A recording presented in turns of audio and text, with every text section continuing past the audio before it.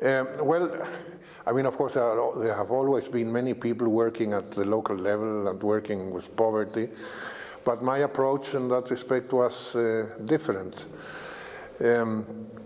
Because it was in those days that I realized what has later been called the Barefoot Economics.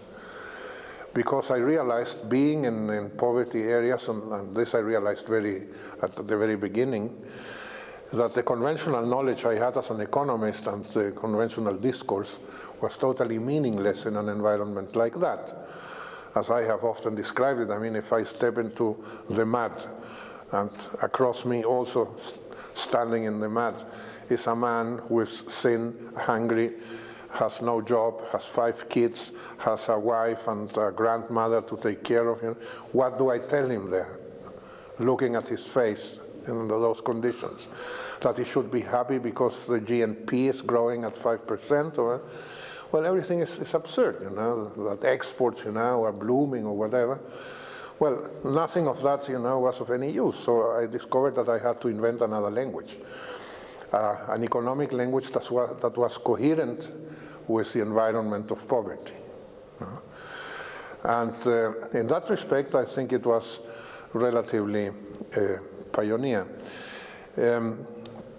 In addition, what happens very often, you know, when it comes to poverty, and still probably the majority of cases, is the belief of people or the intention of people to do something for the poor.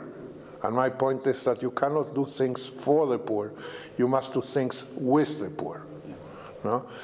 The other is a sort of paternalistic attitude, you know, which does not bring about the enormous creativity that you have in poverty. I mean, people don't imagine, you know, how creative you have to be in order to survive. And that creativity can be used for many other things. So the first attitude when you go into poverty is see all the talents, all the abilities that exist there, and from there work from the bottom up and stimulate those skills. Because one thing, you know, that is pretty clear, that human skills are relatively few, but you can do a hell of a lot of things with those few skills. If you have a sharp eyesight, you know, and very sensitive, you know, fingers, well, okay, you can paint porcelain, you can work in a laboratory and verify them, you can put in microchips, you know, in computers or whatever.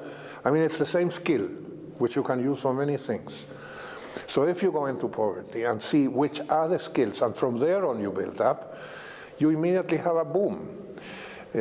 What we normally do is try to convert, you know, a boxer into a pianist, you know, or a pianist into a boxer. Well, and that doesn't work. No, you have to start with what is there, and there is an enormous wealth of potential, you know, in the poor areas.